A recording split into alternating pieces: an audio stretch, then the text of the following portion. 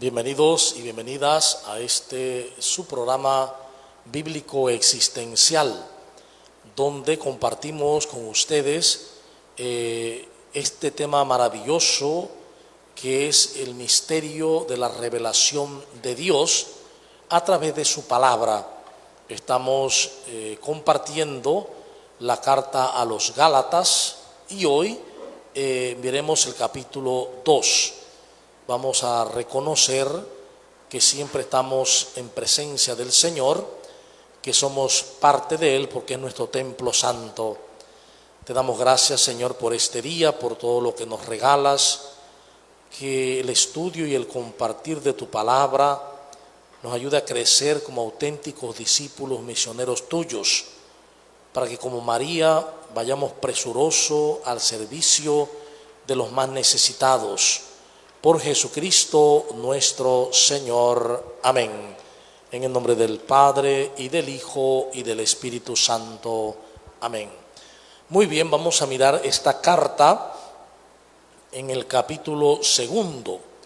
Luego, al cabo de 14 años, subí nuevamente a Jerusalén con Bernabé, llevando conmigo también a Tito.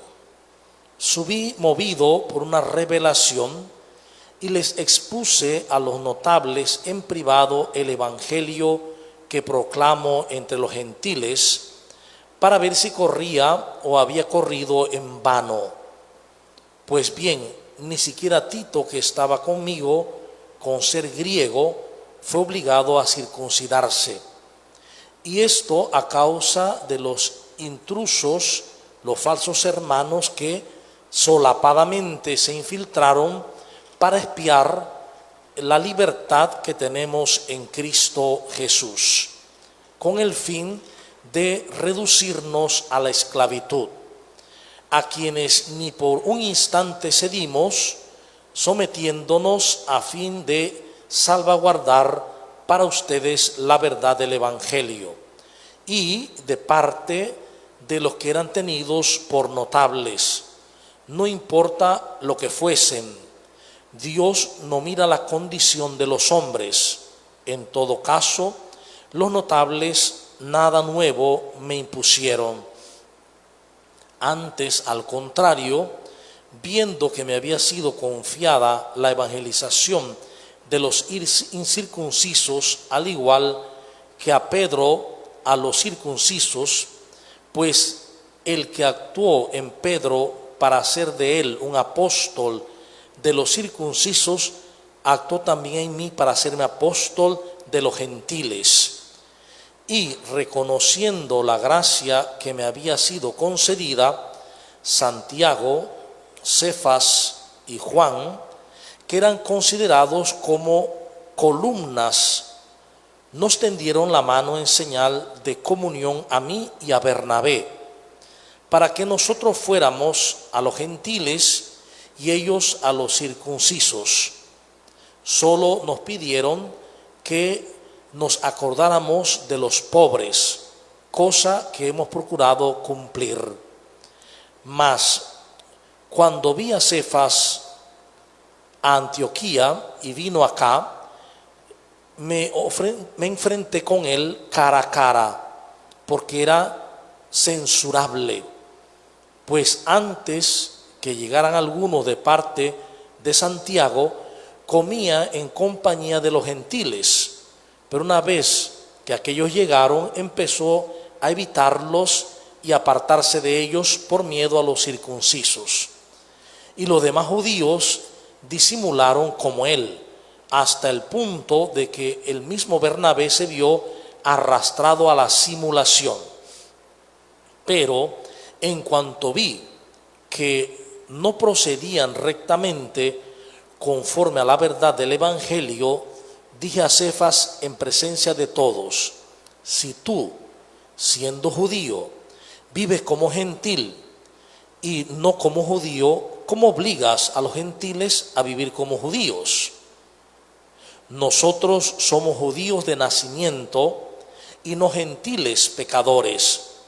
A pesar de todo, consciente de que el hombre no se justifica por las obras de la ley, sino por la fe en Jesucristo, también nosotros hemos creído en que Cristo Jesús, a fin de conseguir la justificación por la fe en Cristo, y no por las obras de la ley, pues por las obras de la ley nadie será justificado. Ahora bien, si buscando nuestra justificación en Cristo resulta que también nosotros somos pecadores, ¿está Cristo al servicio del pecado? De ningún modo. Pues si vuelvo a edificar lo que una vez destruí, a mí mismo me declaro transgresor. En efecto, yo por la ley he muerto a la ley, a fin de vivir para Dios. Con Cristo estoy crucificado, y ya no vivo yo, sino que Cristo vive en mí. Esta vida en la carne la vivo en la fe del Hijo de Dios, que me amó y se entregó a sí mismo por mí. No anulo la gracia de Dios, pues si por la ley se obtuviera la justicia, habría muerto en vano Cristo. Muy bien, este capítulo 2 es un capítulo muy interesante. Como todos los capítulos de este texto, recordemos que esta carta se escribe entre el 54 y el 55 después de Cristo. Ya Cristo había resucitado hacía más o menos 20 años de lo sucedido, y estaba el apogeo del anuncio del Evangelio de Jesús, es decir, la vida de Jesús. El Evangelio no es una cosa, el Evangelio no es un mero texto, el Evangelio es la vida de Jesús en palabras y obras del mismo Jesús. Y en ese momento, miren, los que seguían a Jesús, a Yoshua, siendo judíos, eran judíos. Nosotros pensamos muchas veces que Pablo y compañía dejaron de ser judíos para seguir a Cristo. No, ellos siguieron siendo judíos, porque en el mundo judío se permitía que hubieran líneas de creencia como los saduceos, los fariseos, los celotas, etcétera. Por lo tanto, con Jesús sale una nueva línea judaica. Eran judíos circuncisos, que se circuncidaban, pero que seguían a Yoshua. Prontamente con Pablo comienza a surgir una nueva línea de no judíos, de griegos y de algunos romanos, a los cuales se les considera paganos, pecadores. En la mentalidad de entonces, recordemos, para un judío, un pagano es un perro.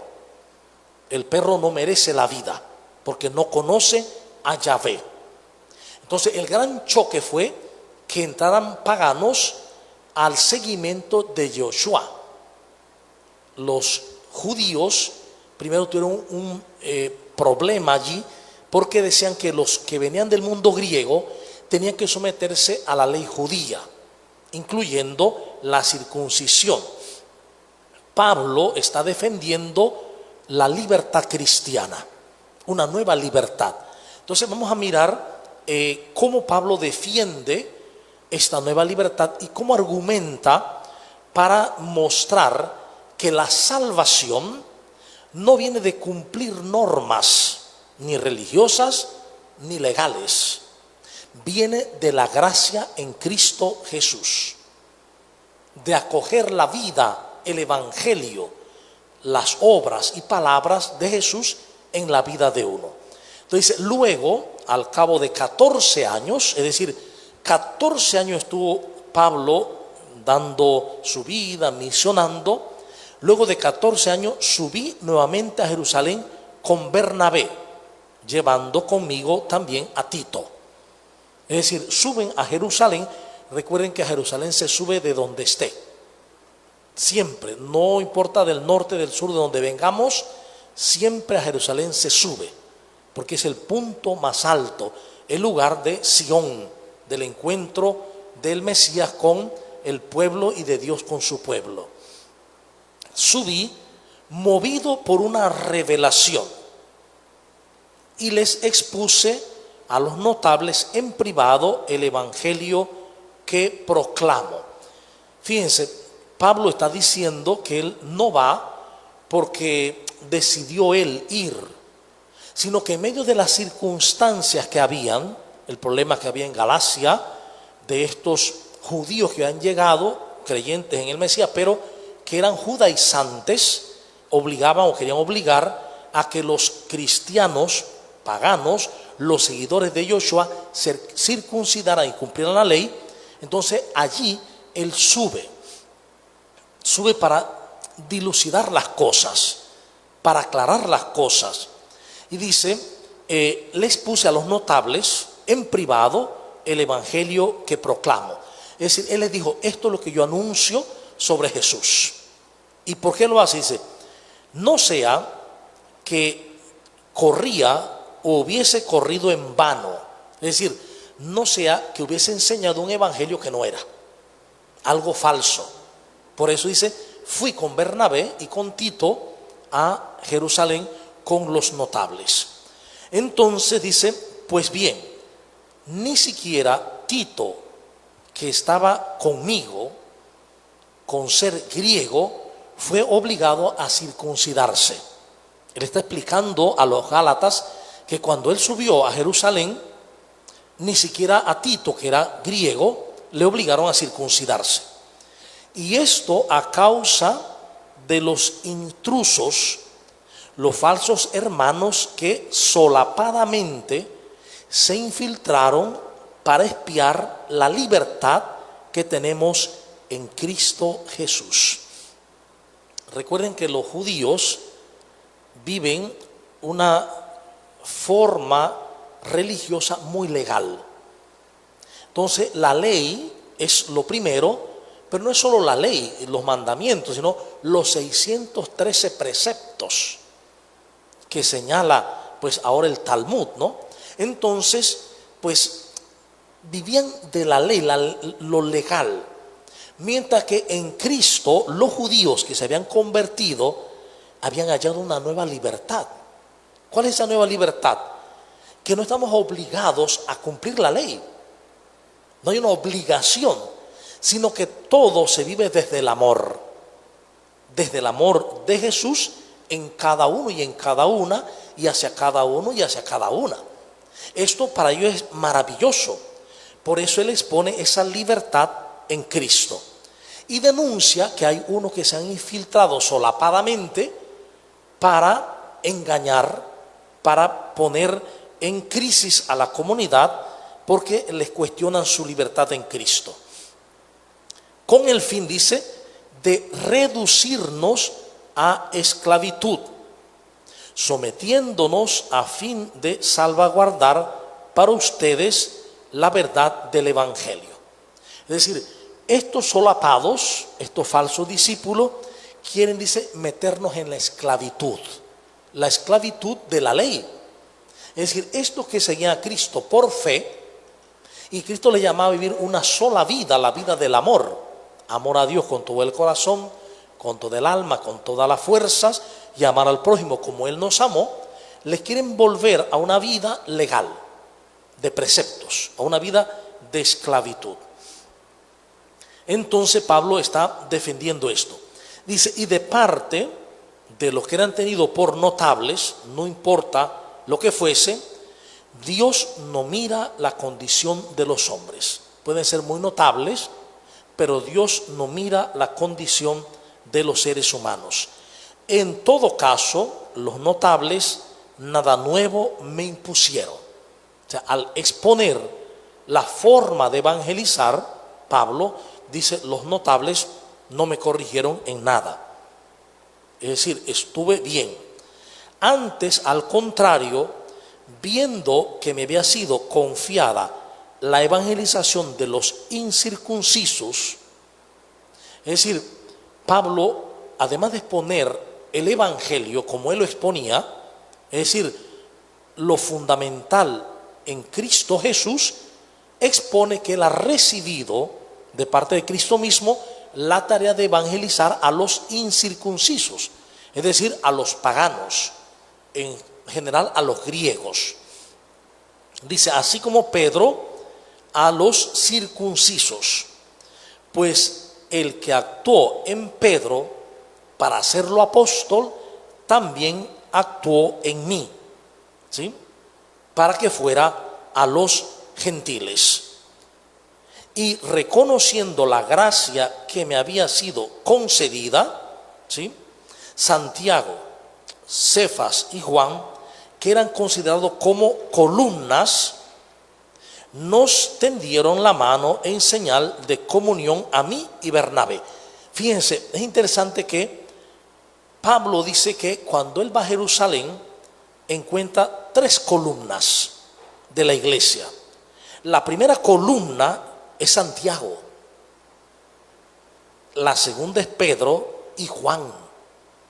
¿Por qué razón? Porque antes de que Pedro fuera el primus inter pares, fue Santiago. Santiago fue el primer, podemos decir así, vigilante, apóstol que conducía a Jerusalén, a la iglesia de Jerusalén. ¿Por qué? Porque él es el hermano del Señor Jesús. Él quedó a cargo de la iglesia en Jerusalén. Pero como a Santiago lo matan, después de todas las cuestiones que pasan, entonces, y la iglesia se dispersa, hubo muchos motivos para eso, que los seguidores de Joshua se dispersaran, vinieron las guerras judías, los levantamientos, la destrucción del templo de Jerusalén, etcétera. Entonces se van a Roma, y allá en Roma se establece una comunidad más grande, y allá se va Pedro. Entonces Pedro queda entonces como primero, ya de una iglesia que se está estableciendo, una comunidad, cuando hablo de iglesia, como una comunidad que paulatinamente se está separando del mundo judío, pero todavía tienen la fuerza judía, tanto así que los primeros 3 papas son judíos. Los primeros 3 papas de la historia son judíos. Entonces, para que eso lo tengamos en cuenta, ¿no? ¿Qué sucede? Dice que, bueno, el mismo Santiago, Cefas, Pedro y Juan, que eran las columnas, les tendieron la mano para que nosotros fuéramos a los gentiles y ellos a los circuncisos. Es decir, se pusieron de acuerdo. Tú, Pablo, y Bernabé, Tito, vayan a los gentiles, porque el Espíritu los ha llamado a los gentiles, a los circuncisos. Y yo, dice Pedro, con los demás vamos a los judíos. Entonces fue un acuerdo en el Espíritu Santo, para que veamos cómo se solucionan los problemas en la iglesia. Ayer y hoy no se resuelven mirando quién gana, quién tiene más poder, quién habla más fuerte, quién tiene la razón, sino que se soluciona en y con el Espíritu Santo. Cuando las cuestiones buscan solucionarse desde lo humano, siempre quedarán victoriosos y derrotados, y siempre habrá una ruptura regularmente. Mientras que cuando es el Espíritu Santo el que conduce, todos somos ganadores. Nadie pierde, todos ganamos, porque es en el Espíritu Santo. Pues bien, dice, solo nos pidieron que nos acordáramos de los pobres, cosa que he procurado cumplir. Algo importante en la iglesia de Jerusalén, mirada en Pedro, en Santiago, en Juan, es una dedicación por los pobres. Y esto es lo que le piden a Pablo: está muy bien todo lo que haces, pero no olvides a los pobres. Y esto es muy actual. Podemos hacer muchas cosas en las comunidades, en las iglesias, o sea, las asambleas, pero no olvidemos a los pobres. Esto es fundamental, no olvidar a los pobres.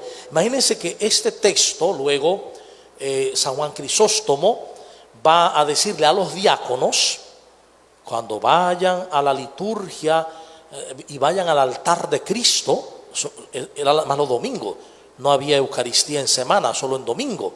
Cuando vayan a la liturgia, a la Eucaristía, y vayan al altar de Cristo, que era de piedra, luego vayan al altar de los pobres, que son otros Cristos. Esa era la práctica después de comulgar.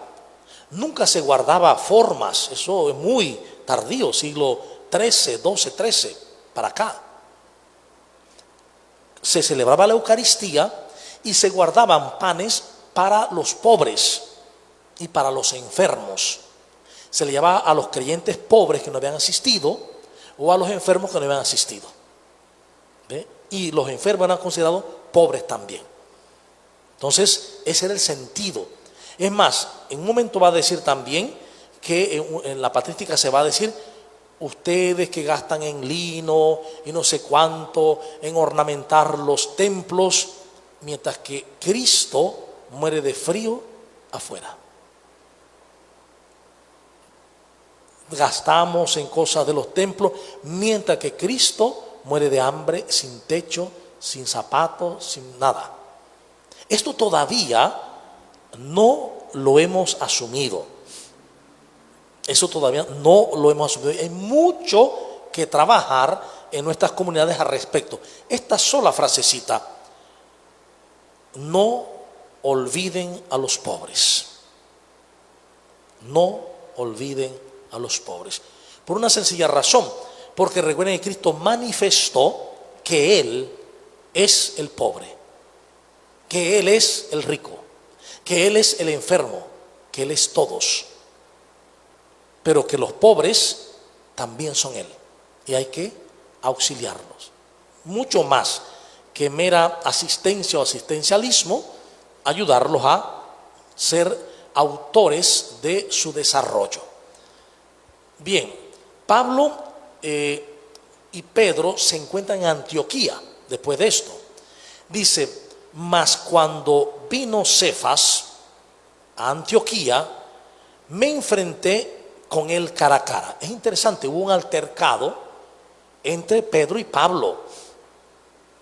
Es decir, en las comunidades cristianas de la antigüedad también las hubo. A veces nosotros pensamos que todo fue color de rosa. No, cada vez que en la comunidad no seguimos al Espíritu Santo, al Espíritu de la verdad, actuamos en el ego. Y desde que actuamos en el ego, entramos en disputas. Porque el ego siempre quiere ganar, siempre quiere tener la razón. Esa es la situación. Y miren, vamos a ver la situación cuál fue. Dice: me encontré y me enfrenté con él cara a cara, porque era censurable. Era censurable. Pedro era ya un apóstol hecho y derecho. Pablo era más reciente, un tiempo más reciente, pero lo enfrentó, dice. Pero fíjense, Pablo no se fue a decirle a Silas, por allá a otros: mira que Pedro lo enfrentó. Ese es el camino en la iglesia. El camino en la iglesia no es hablar por detrás de los demás, no es rumiar las costillas, es enfrentar. Y vamos a ver qué pasó.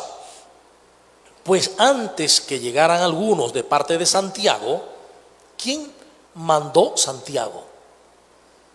De parte de Santiago he enviado, dice, comía en compañía de los gentiles. Es decir, Pedro recuerda aquella visión que tuvo: Pedro mata y come, y el Señor le dice: no llames impuro a lo que yo he purificado, y eso incluía a los paganos, ¿no?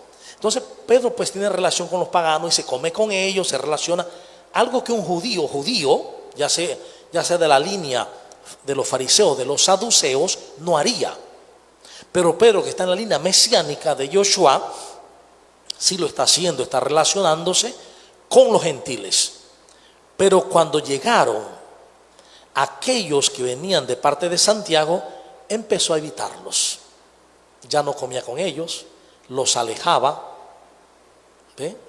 ¿Por qué? Para que los que venían, que eran medio judaizantes, no dijeran que estaba impuro por relacionarse con aquellos. Entonces fíjense a dónde llega esto.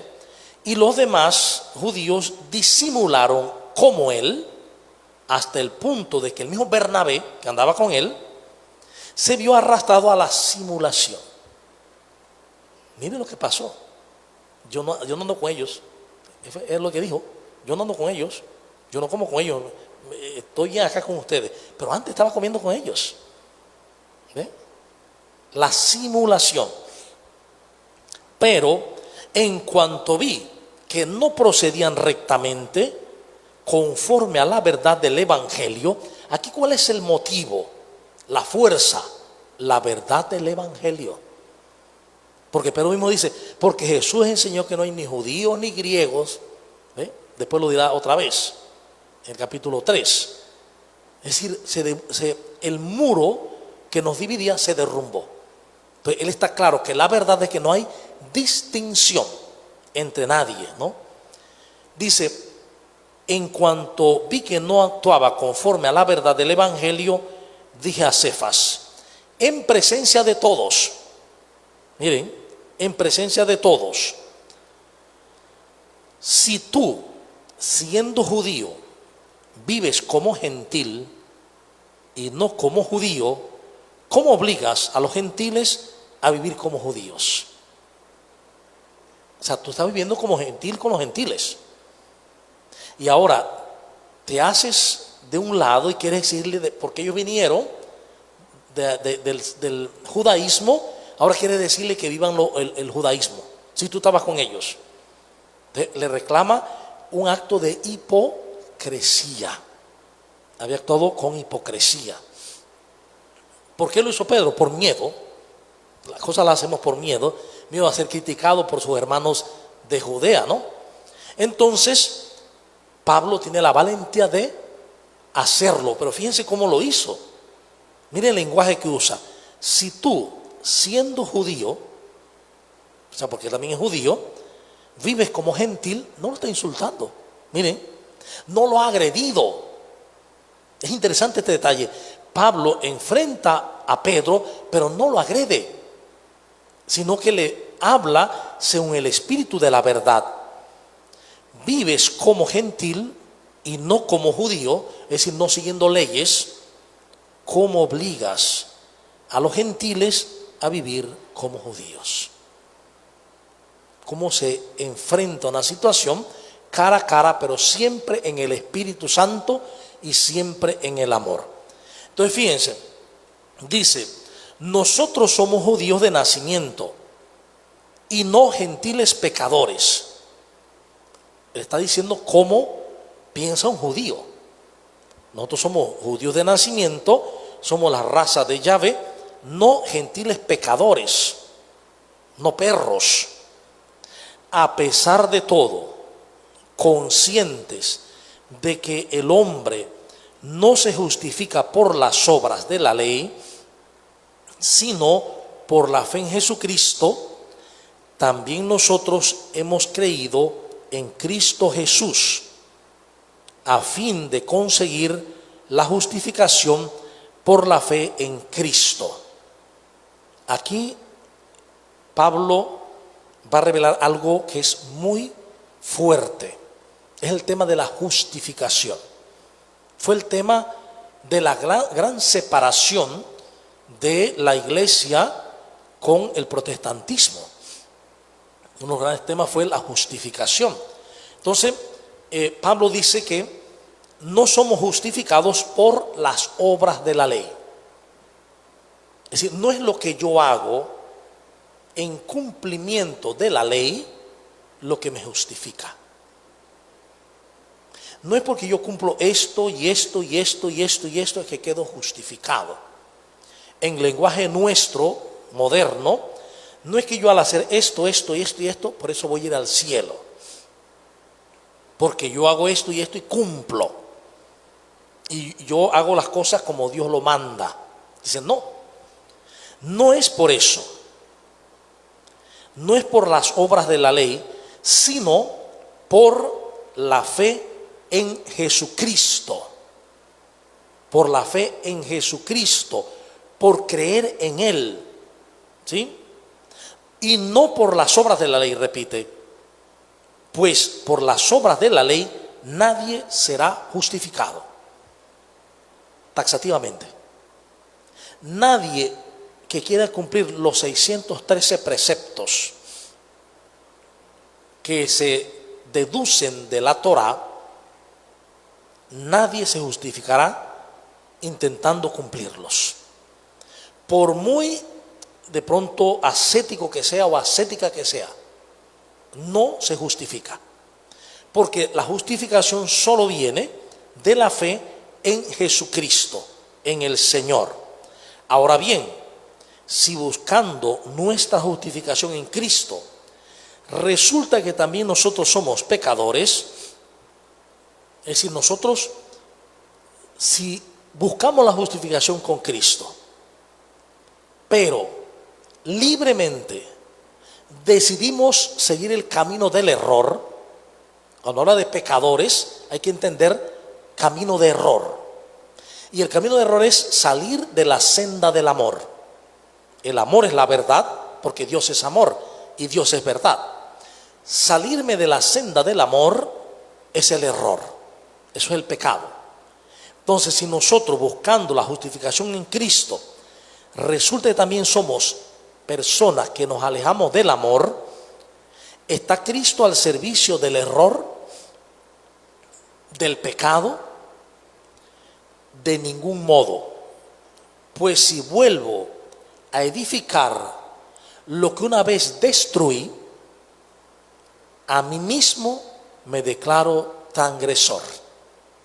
Es decir, si vuelvo atrás, si yo conocí el camino del amor en Dios, en Cristo Jesús, y vuelvo a edificar lo que destruí, que es el mundo del desamor, las relaciones de desamor, las vuelvo a edificar, yo mismo me estoy condenando. Yo mismo me estoy declarando transgresor. Y esto es importantísimo, ¿eh? ¿Por qué razón el cristiano está llamado a seguir el camino del amor y a no abandonar ese camino? Por eso Jesús enfatiza: este es mi mandamiento, que se amen los unos a los otros como yo los he amado. Ese es el camino de la verdad.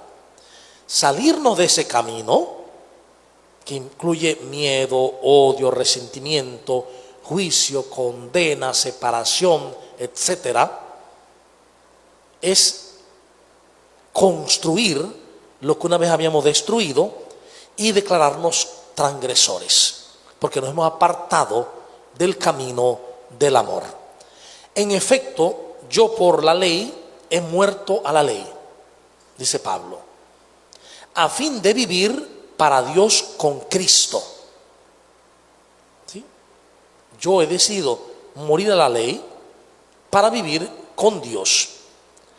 Con Cristo estoy crucificado y ya no vivo yo, sino es Cristo quien vive en mí. Y esto es fundamental también.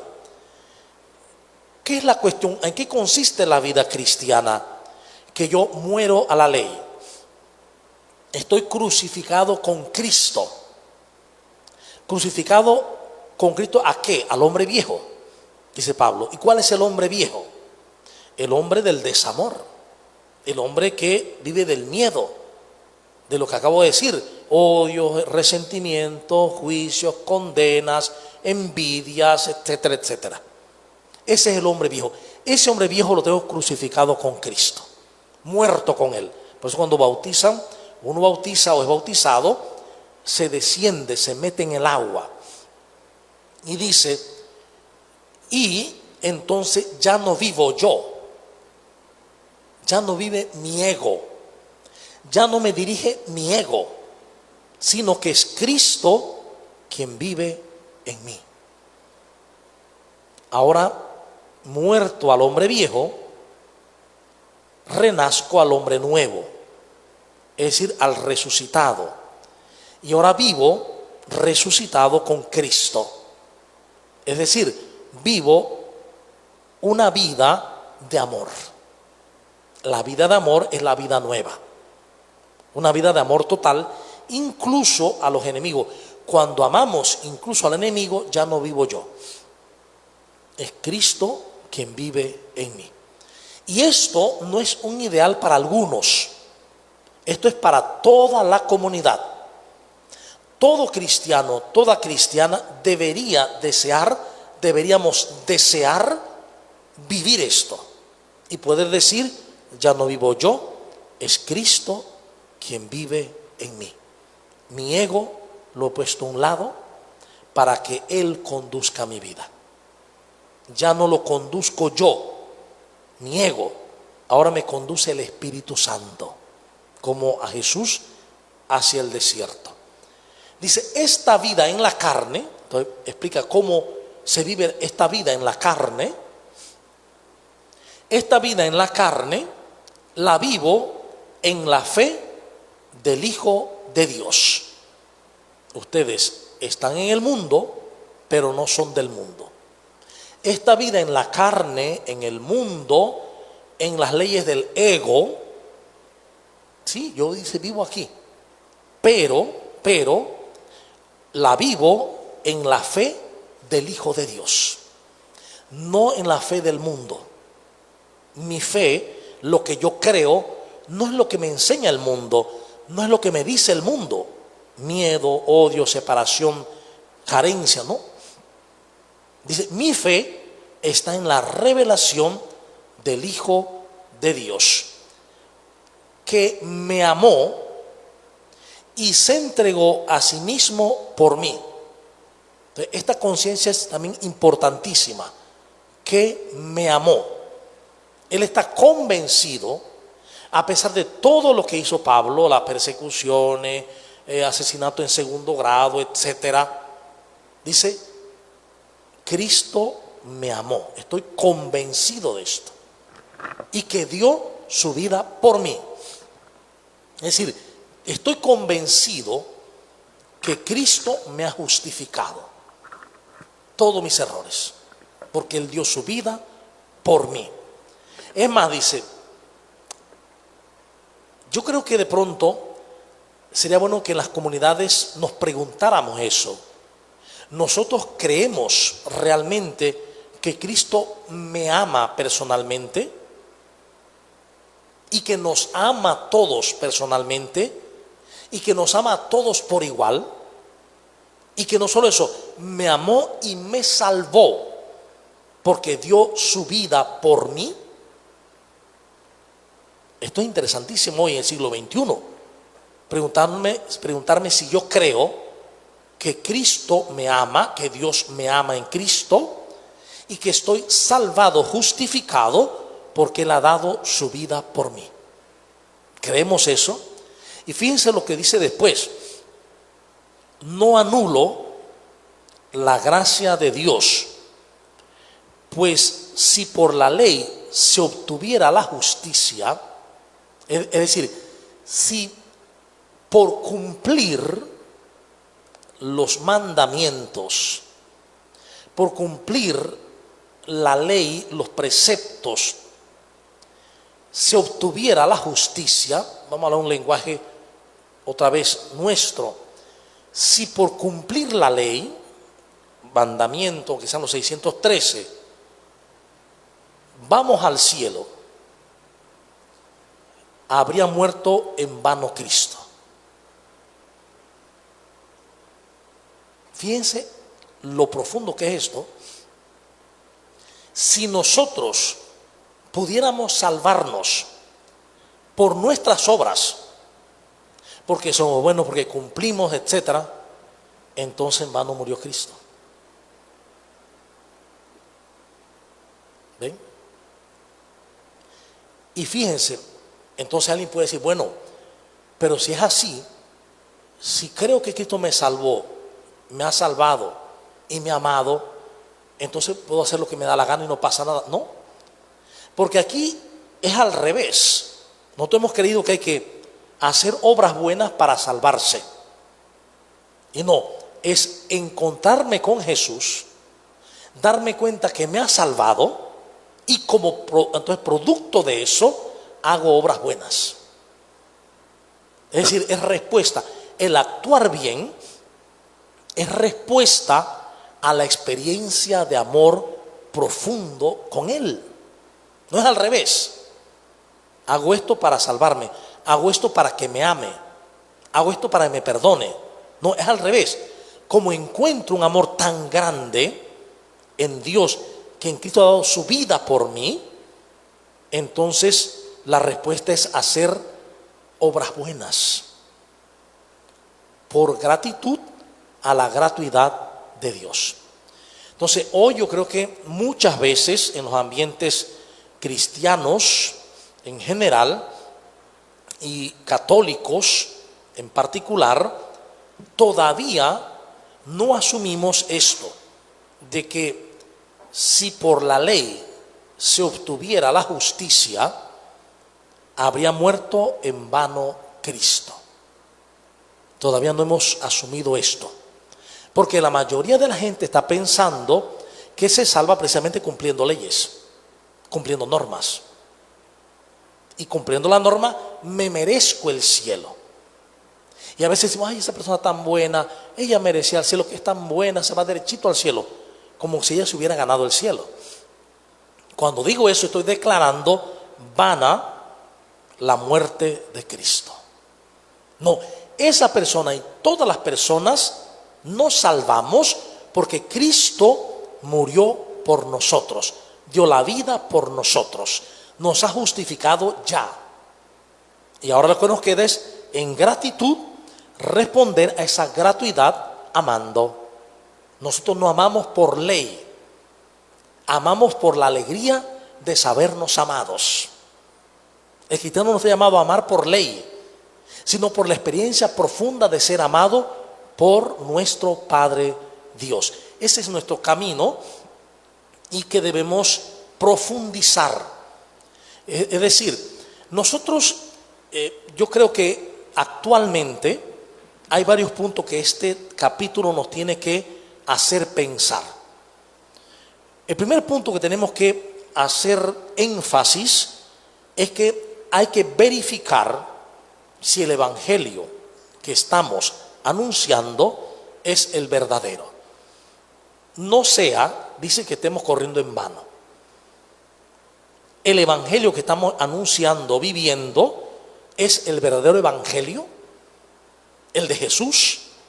Es decir, la vida de Jesús, no normas, porque en el original lenguaje de Jesús, en el arameo, que fue lo que Jesús vivió, hay muchos arameos, muchísimos, pero el arameo de Galilea tiene una particularidad con los demás, y es que la sensibilidad es profunda, es un lenguaje profundamente sensible. Por lo tanto, lo que Jesús está diciendo, lo que Jesús está actuando, eso es el evangelio, es la vida de Jesús. Nunca el evangelio original tuvo que ver con moralismos. Nosotros hemos moralizado el evangelio, lo hemos legalizado también. El evangelio de Jesús es la vida misma de Jesús. Por eso cada uno está llamado, cada una, a escribir su propio evangelio. No escrito en un libro, ya los del libro están canonizados y no hay que escribir más, sino escribir el propio evangelio en la vida de uno. ¿Cómo? Viviendo las obras y palabras de Jesús, con parresía, con de pronto audacia, en el tiempo de hoy, en la vida de hoy, en la historia de hoy, en el tiempo histórico de hoy. Saber que ser cristiano es asumir la vida de Jesús. Eso es lo que dice: tomen, esto es mi cuerpo, beban, esta es mi sangre, hagan esto como memorial mío. No es algo meramente así que se queda en ese momento, sino que se tiene que hacer vida. Lo que creo, lex credendi, es lo que celebro, lex celebrandi o lex orandi, y lo que celebro es lo que vivo, lex vivendi. Se hace un círculo virtuoso. Lo que creo es lo que celebro, y lo que celebro es lo que vivo. Lo que creo es el amor auténtico de Dios, total de Dios en Cristo por nosotros, totalmente. Y eso es lo que celebro, la Eucaristía. Y eso es lo que tengo que vivir por gratitud, no por ley.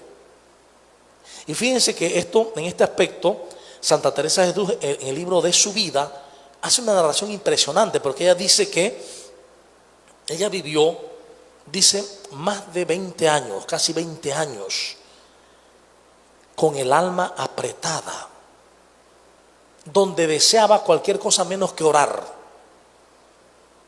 Todo lo hacía, pero por ley. Por ley. Dice, hasta que me encontré, dice, con Jesús. Realmente, ya era monja ya. Era monja. Y ahora se encuentra con Jesús realmente. Y dice que esta experiencia también la tuvo cuando se confesó una vez con un sacerdote. Dice que le dio largueza a sus errores. No fue un sacerdote moralista que la regañó y que le dio largueza a sus errores. Y empezó a descubrir, dice, a un Jesús que le llevaba a la alegría y a la libertad. Y ahí fue que empezó a vivir entonces con alegría y libertad la vida cristiana. Esto es interesantísimo, ¿no? Un elemento que también tenemos que marcarnos en este capítulo 2 es no olvidar a los pobres. No olvidar a los pobres en la comunidad. El otro elemento es cuando hay algo que decir a alguien, se le dice cara a cara.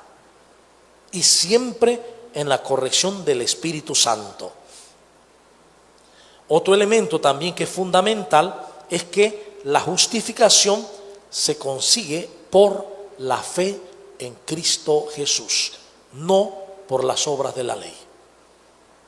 Y recuerden que yo decía que hubo esa disputa hasta hace pocos años, por ahí por del 90 para acá, no recuerdo la fecha exactamente, cuando hubo un encuentro entre los luteranos y los católicos. Y hubo el encuentro católico-luterano, donde, porque los católicos decían, bueno, es que nos salvamos por las obras, porque Santiago dice, una obra sin fe es muerta. Y los evangélicos decían, nos salvamos por la fe. Entonces, en ese acuerdo católico-luterano, usted lo pone así, acuerdo católico-luterano en internet y sale de una vez. Dicen, bueno, es que tenemos razón los dos. Nos salvamos por la fe y nos salvamos por las obras. ¿Por qué? Porque lo primero es que nos salvamos por la fe, pero esa fe nos tiene que llevar a hacer buenas obras. No nos salvan las obras, pero las obras son importantes, pero son el rostro de una fe verdadera.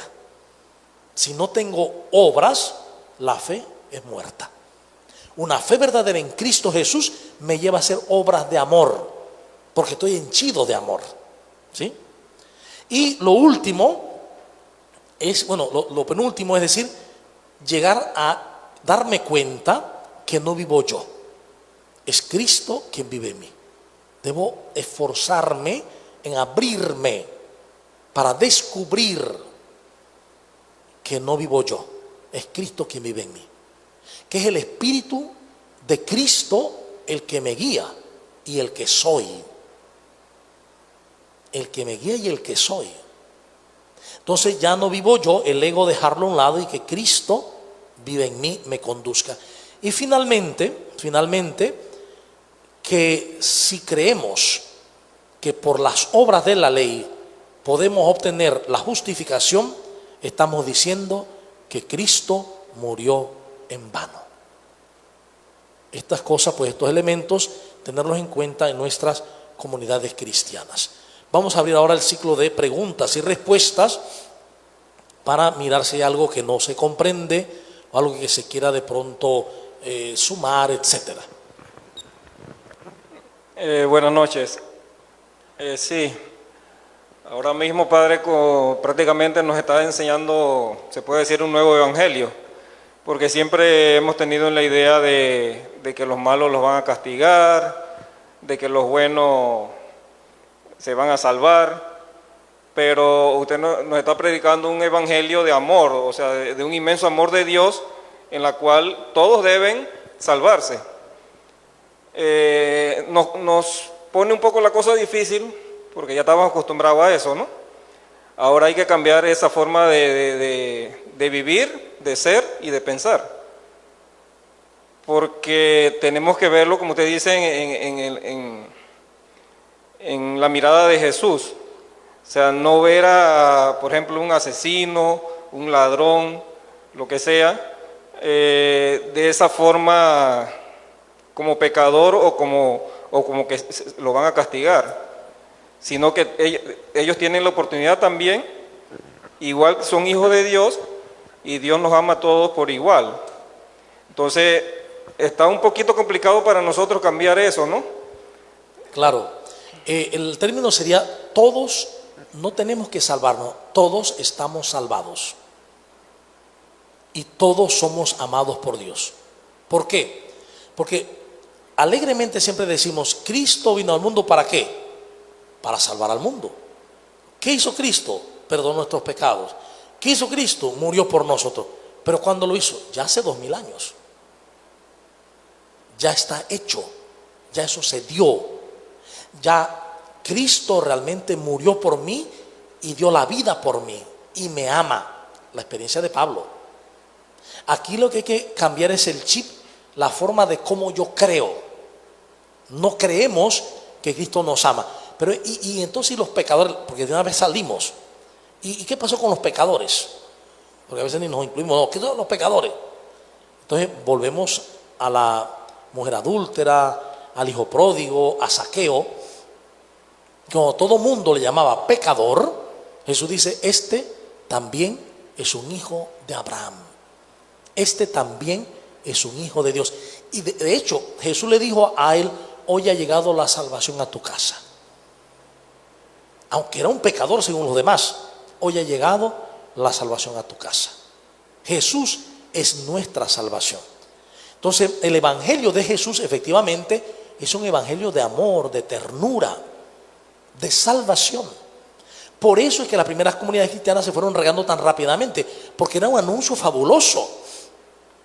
Hayas hecho lo que hayas hecho, Dios te perdona, punto, porque te ama. Conviértete a Jesús, sigue sus pasos. ¿Qué significa? Asume el evangelio de Jesús, palabras y vida de Jesús. Eso es. ¿Sí? Entonces es un cambio de mentalidad, de paradigmas. Muy bien. ¿Alguien más? Resuena en mí esto, algo que era algo como inter e intracultural, en ese radicalismo de cumplir la ley y la buena noticia que anunciaban los apóstoles, que ya pues venía por parte del Evangelio según Jesucristo, basado en la ley del amor. Cuando Cefas, Pablo, confrontó a Pedro, ¿sí?, es porque pues no estaba siendo consecuente entre lo que se predicaba y lo que se hacía. Pues esto, ¿qué más anoté por aquí? Sí, sí, también otra cosa que me llamó la atención fue esto de que cuando intento o vuelvo a querer construir lo que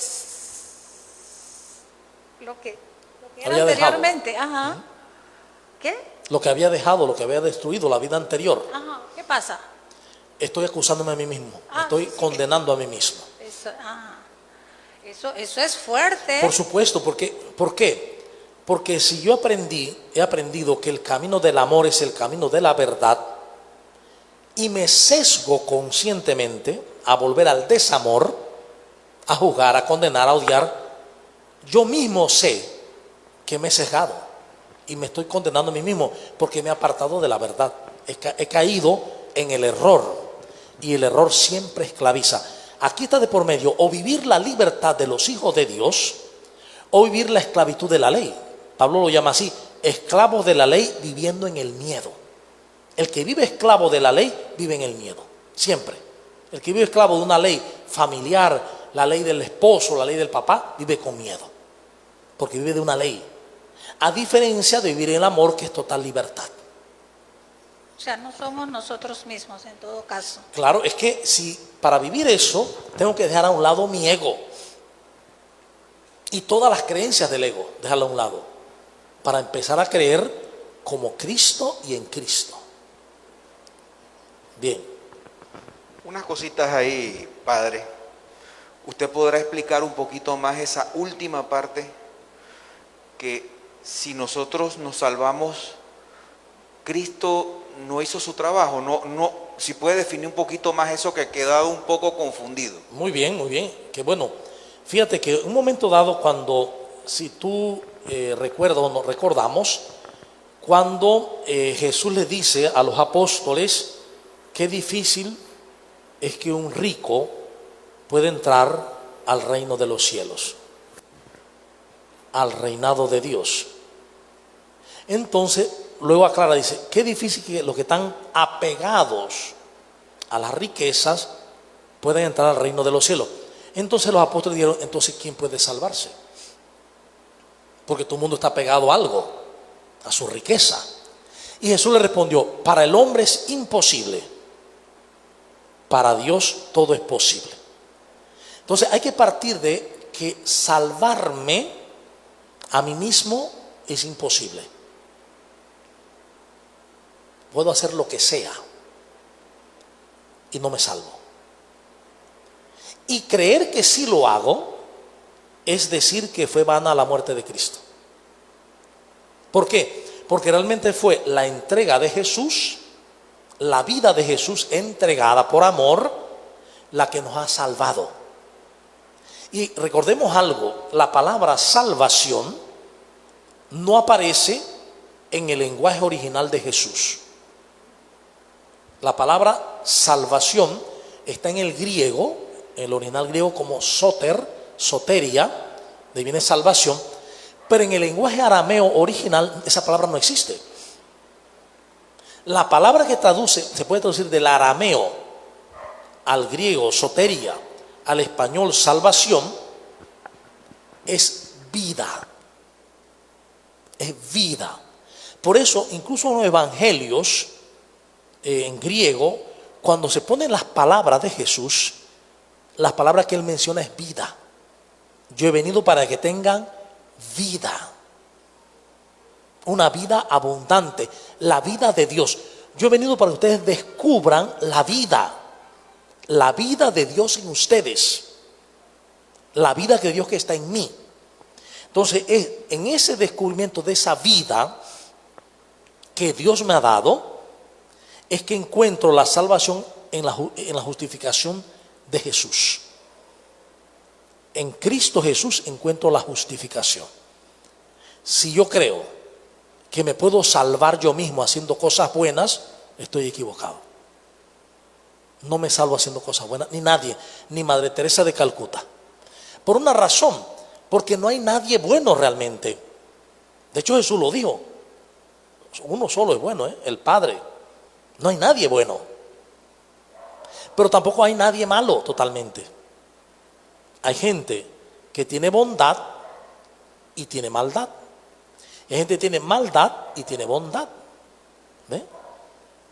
Precisamente yo recibí una carta hoy en la mañana con un documento como de 25 páginas, no sé cuántas páginas son, y me la escribió un recluso de la cárcel.